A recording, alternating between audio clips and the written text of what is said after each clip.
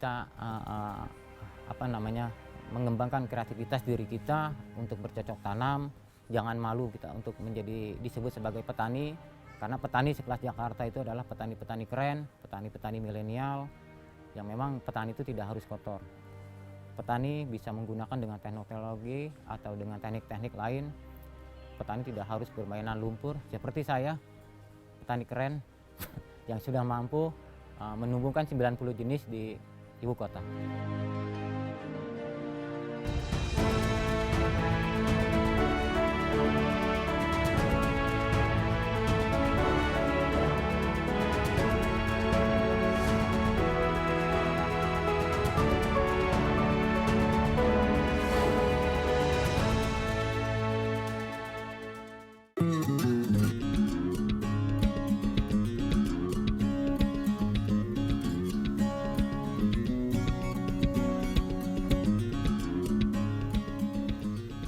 Hamparan kebun anggur ini berada di tengah permukiman ibu kota Jakarta.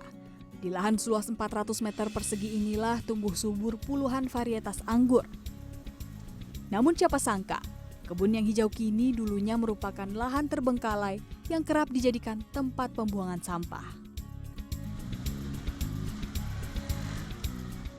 Ialah Yatno, sosok yang sukses menyulap lahan sampah menjadi kebun anggur yang subur di tengah hiruk-pikuk kota. Yatno berjuang mendirikan kebun anggur di kawasan Duren Sawit, Jakarta Timur ini pada 2018. Di kebun anggur yang dinamainya Kebun Imut Sinakal inilah Yatno mencurahkan waktu, tenaga, dan cintanya. Tak kenal waktu, Yatno merawat tanaman anggur sejak bibit hingga berbuah. Pertama, lahan ini lahan terbengkalai ya, lahan yang tidak tersentuh oleh pembangunan.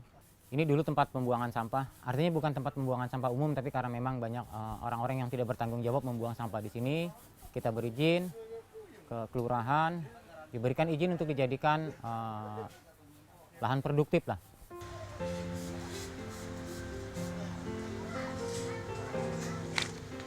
Yatno sengaja memberi nama kebunnya dengan nama Kebun Imut Sinakal karena mengandung sejumlah arti.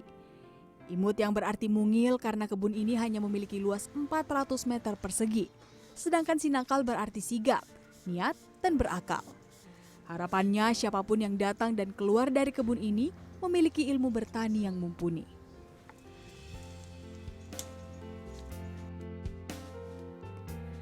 Sebelum berkebun anggur, pria 41 tahun yang akrab disapa Yatno Gondrong ini bergelut dengan kerasnya kehidupan ibu kota. Pria tamatan sekolah dasar ini pernah berprofesi sebagai petugas keamanan di kawasan Kelurahan Malakasari. Tuntas 4 tahun menjadi petugas keamanan, deru jalanan ibu kota selanjutnya digeluti Yatno sehari-hari selama bertahun-tahun. Bekerja menjadi petugas PPSU atau pasukan oranye dilakoninya selama 6 tahun terakhir. Yatno mengemban tugas sebagai pemotong dahan pohon di dalam pasukan oranye Kelurahan Malakasari. Saya di Komplek Malaka nih ya, namanya Komplek Malaka RW 6 ini saya dulu pernah menjadi security komplek selama kurang lebih 4 tahun. Lalu ada lowongan menjadi PPSU atau pasukan oranye. Saya coba daftar, ternyata alhamdulillah diterima sampai sekarang.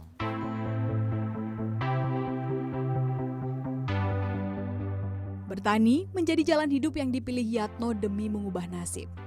Yatno juga berkeinginan mengubah cara pandang bertani di masyarakat yang selama ini identik dengan pedesaan. Anggur dipilih Yatno sebagai tanaman yang ia kembangkan. Yatno melihat anggur sebagai tanaman yang indah, memiliki umur yang panjang, dan memiliki nilai konsumsi tinggi dibandingkan dengan tanaman-tanaman sayur yang pernah ia kembangbiakan sebelumnya. Awal mulanya kita tanam sayur-sayuran, Kak. Tanam sayur-sayuran seperti kangkung, bayam, sawi, oyong, pare. Lalu saya berpikir bagaimana caranya supaya di kebun ini ada satu pohon atau beberapa pohon yang artinya bisa menggantikan posisi sayuran tersebut yang sekali tanam berusia panjang. Maka saya pilih anggur. Yatno lantas mempelajari anggur lewat diskusi dengan petani-petani anggur yang lebih berpengalaman dan belajar secara otodidak. Dari 2 cara tersebut, Yatno berhasil menanam dan mengembangkan setidaknya 90 varietas anggur dari berbagai negara di kebunnya. Untuk anggur saya belajar pada kawan-kawan yang memang sudah lebih dulu giat di tanaman anggur. Selebihnya saya mempelajari karakter-karakter anggur, bagaimana cara okulasi atau cara penggraftingan, cara otodidak aja Kak. Kita coba-coba gitu. Alhamdulillah berhasil. Dari apa yang bisa saya coba itu sekarang sudah alhamdulillah banyak diikuti oleh orang lain untuk proses mempercepat pembibitan.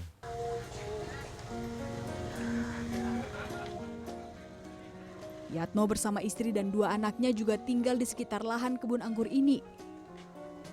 Saat awal mendirikan kebun anggur, Radinem istri Yatno bercerita, Yatno rela menjual satu-satunya sepeda motor yang ia dan keluarganya miliki demi membeli bibit anggur. Ya, kalau untuk beli bibit apa tuh modal ya. Jadi pada waktu itu anak ini lagi PKL, motor cuma satu-satunya. Masih buatin PKL anak. Ya tahunya dijual sama suami buat yaitu untuk beli pupuk, beli apa namanya ya bibit-bibit gitulah gitu. Jadi pas anak pulang PKL, mama motor aku mana katanya gitu. Ya dijual mas. Untuk apa kata anak nih, cerita anak ini nanya nih. Ya itu untuk beli bibit sama buat ini keperluan di kebun inilah gitu. Terus saat itu respon ibu seperti apa? Ya sedih nggak sedih. Ada sedihnya juga karena kan buat transportasi anak ke sekolah.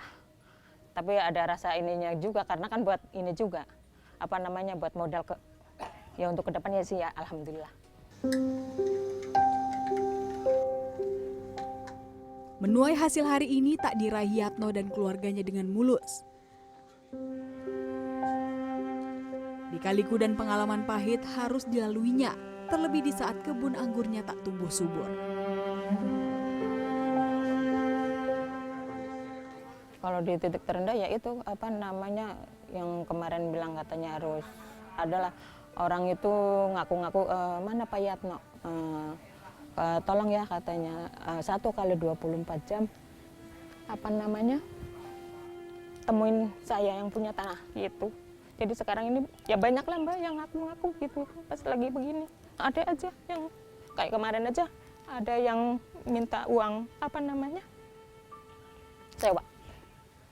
Yang minta uang sewa.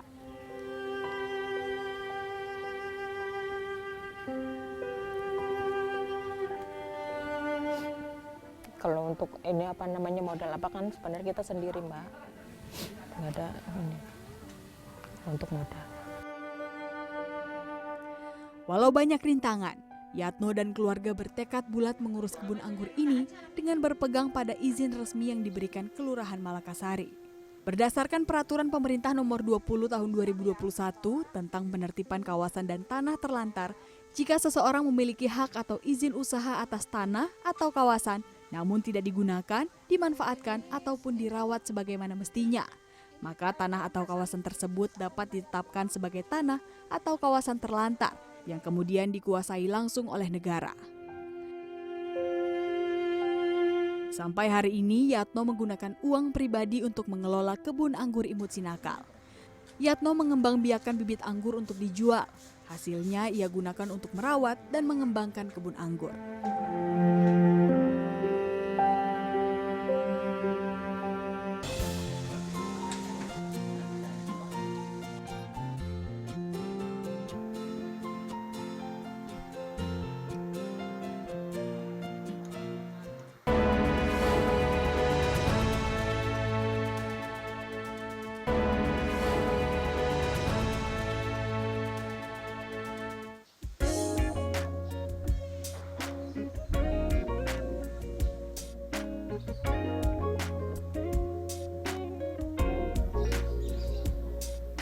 Sembilan 90 macam varietas anggur dari berbagai negara tumbuh subur di kebun anggur milik Yatno. Sebut saja anggur Coachella dan Jupiter yang berasal dari Amerika Serikat, anggur Galhat asal Rusia, dan anggur Dixon asal Ukraina. Warga sekitar pun kerap berdatangan ke kebun Yatno.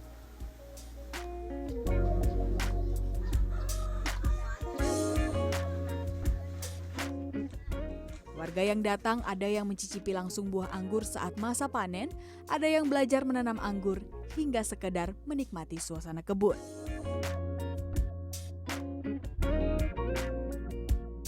Setelah kita tahu di sini ada kebun imut sinakal anggur ya, jadi manfaatnya sangat banyak sekali. Satu, kita sebagai pembelajaran pada para pemula yang kebetulan masa-masa pandemi ini menjadikan anggur sebagai alternatif untuk ketahanan pangan. Terus yang keduanya bahwa dengan adanya kebun anggur imut sinakal ini, kita menjadikan bahwa wilayah di sini sebagai pembelajaran kita untuk meneliti, menanam, dan menganalisa terjadinya kejanggalan apabila kita setelah masa tanam. Aduh, saya tuh paling suka ya, suka karena kita tuh pengen suasana hijau produktif ya, hijau produktif. Jadi kita perlu adanya, walaupun kita tinggal di perkotaan, kita perlu sekali adanya penghijauan ini, penghijauan lingkungan ya. Di samping hijau, produktif, itu yang sangat bermanfaat sekali untuk kita.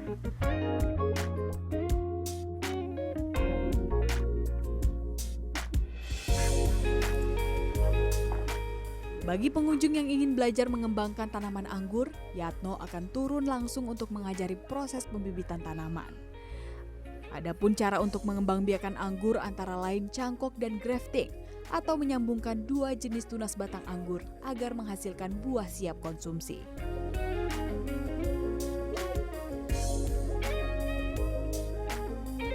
Nah, kalau untuk teknik mengembangbiakan anggur yang ada di sini ini menggunakan teknik apa saja, Bang? Ya, kita menggunakan teknik penggraftingan atau okulasi dari induk-indukan yang sudah berbuah di sini. Teknik Kita grafting. ambil ranting-rantingnya atau tunas-tunas yang sudah bisa kita okulasi, ini kita jadikan perbanyakan bibit. Ini untuk bahan bibit. Teknik grafting itu ya, Bang ya? Ya, ini yang sedang diokulasi atau penggraftingan. Ini proses penggraftingan untuk kita perbanyakan bibit dengan cara kita lakukan penyambungan atau okulasi seperti ini. Untuk teknik grafting sendiri apa step-step untuk bisa menggrafting tanaman anggur hingga bisa ditanam kembali begitu, Bang? Ya, di sini kita siapkan ya batang-batang anggur lokal untuk sebagai kita jadikan batang bawah. Ini perlu yang masih fresh ya, yang masih segar. Kita simpel ya, hanya kita kupas bagian kulitnya saja. Kulit batang begitu ya? Kulitnya sebesar ini entres ya, kita sebut entres atau ranting atau tunas yang akan kita sisipkan di sini. Seperti itu, seperti ini. Oke. Lalu ini kita sayat. Oh, ini varietas apa nih, Bang? Anggur apa? Kalau itu anggur lokal, Kak. Anggur lokal yang buahnya asam. Kalau ini? Kalau ini varietas Coachella atas Sugra 12, ini asal dari Amerika. Oke, jadi ini anggur lokal dan anggur asal Amerika begitu ya, Bang ya? Iya, ini kita sayat kedua sisinya.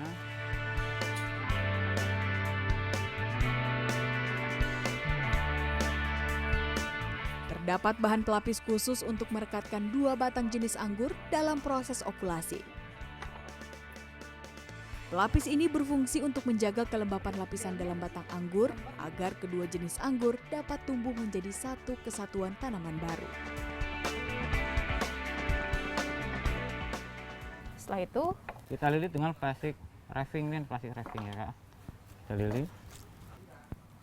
Bisa. Lalu untuk membungkus ini dia menggunakan bahan yang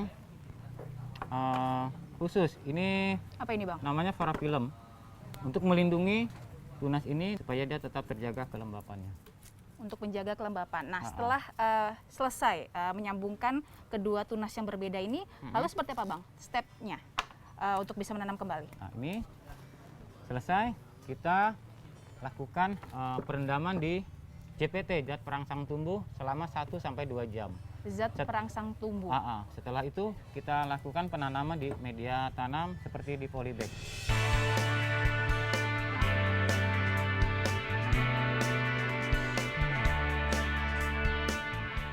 Batang anggur yang telah diokulasi kemudian ditancapkan pada campuran berbagai unsur media tanam.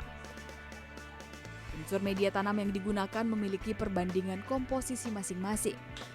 Perbandingan ini berfungsi agar kesuburan tanaman tidak berlebih. Nah, di polybag itu komposisinya apa aja Bang?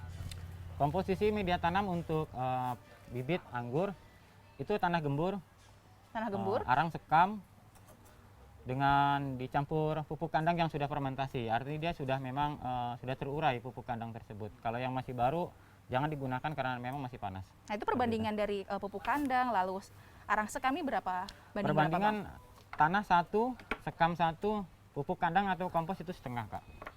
Kalau kita aduk jadi 1, kita wadahkan ke media tanam seperti pot atau polybag, lalu ini bisa langsung kita tancapkan untuk berproses menjadi bibit. Itu untuk menjadi bibit ya? Ya.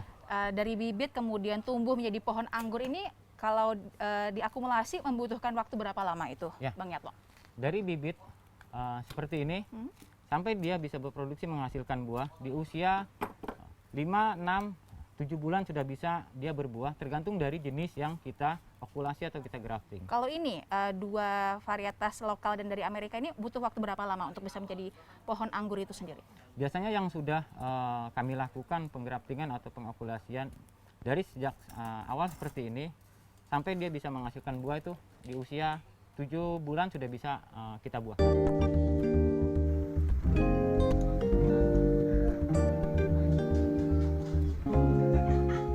Bibit-bibit yang dikembangkan Yatno ini juga dikirim ke sejumlah wilayah di Indonesia, antara lain ke Pekanbaru dan Lombok. Yatno juga pernah mendapat pesanan dari Malaysia. Pendapatan dari penjualan bibit tak hanya ia simpan sendiri, namun ia alokasikan untuk mengelola keberlanjutan kebun anggur. Kalau untuk pendapatan di sini, Kak, rata-rata kami hitung ya, ratanya itu sekitar 20-25 juta, Kak. Di situ sudah ya cukuplah untuk menggaji karyawan, untuk biaya operasional kebun, itu cukup. Ada sisa sedikit ya saya tabung untuk mungkin berkelanjutan kebun ini nanti di lain tempat, itu aja. Dalam setahun, kebun anggur milik Yatno bisa memasuki masa panen sebanyak 2 kali. Namun hasil panen anggur tidak dijual oleh Yatno. Ia mempersilahkan siapa saja untuk datang ke kebun dan menikmati buah anggur aneka jenis secara cuma-cuma.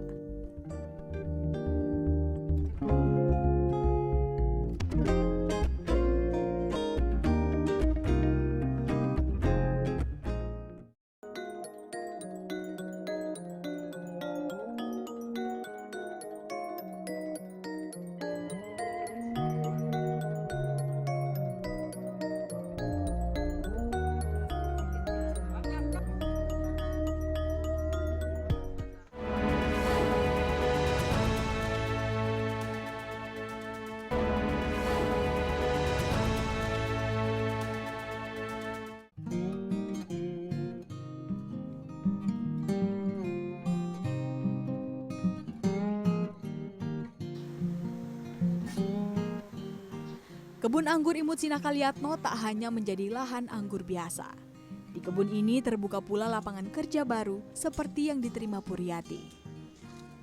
Puri yang terdampak secara ekonomi karena pandemi COVID-19 bekerja sebagai pegawai pembibitan anggur. Saya bekerja atau membantu di sini kisaran kurang lebih 2 bulan.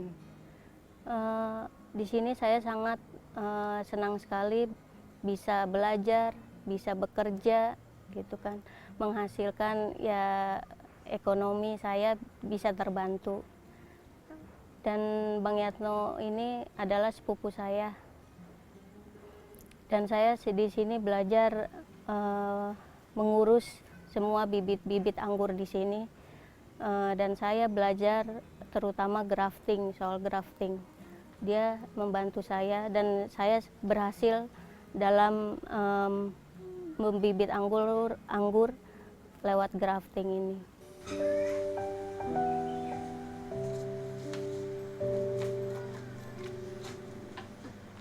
Ya, di saat sekarang ya, kemarin tuh ya alhamdulillah masalah ekonomi, di saat saya membutuhkan sosok seorang abang, hanya dia yang bisa membantu saya, merangkul saya itu, karena dia tertua di sini.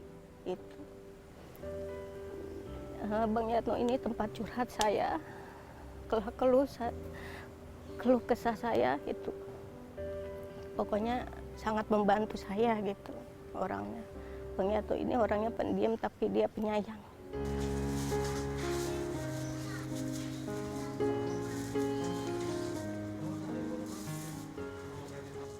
Tak hanya bekerja menghasilkan uang, ilmu mengenai varietas tanaman anggur juga diperoleh Puri dari kebun anggur ini.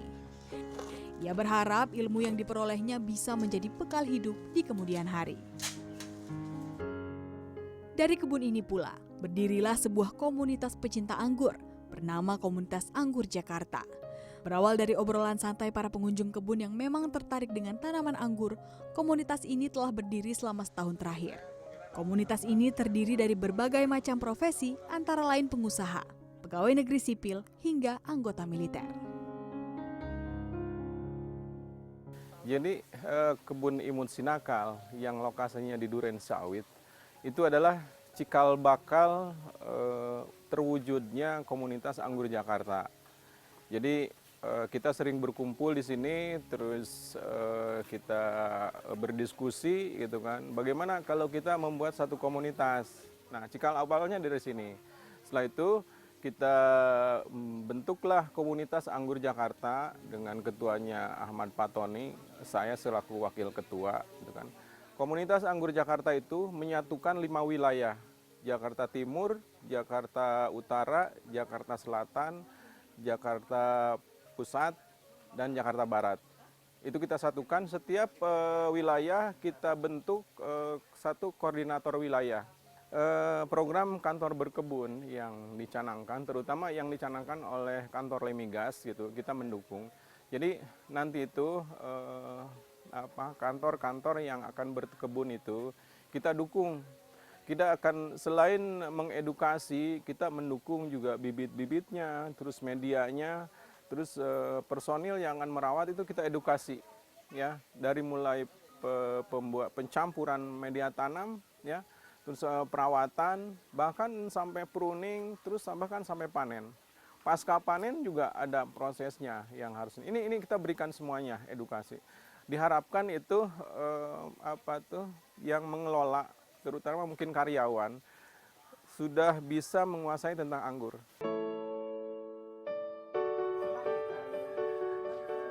Kegiatan edukasi dan sosialisasi mengenai anggur bersama komunitas berkembang seiring berjalannya waktu.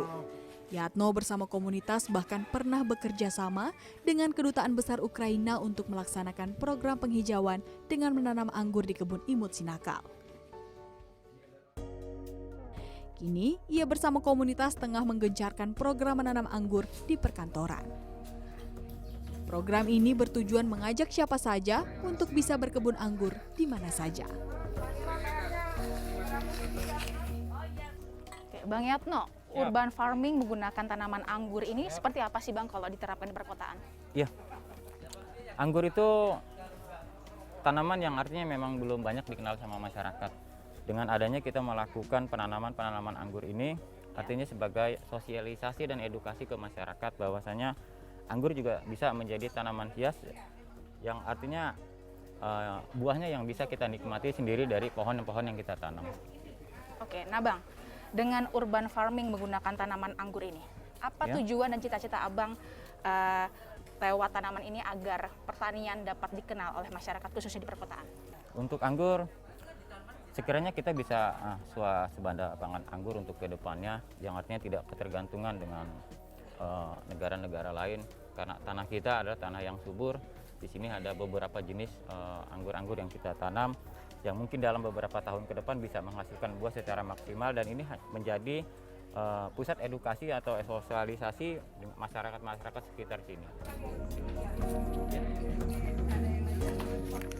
Lewat kebun anggur yang ia dirikan, Yatno berharap bisa menginspirasi masyarakat, khususnya generasi muda, untuk tidak malu menjadi petani.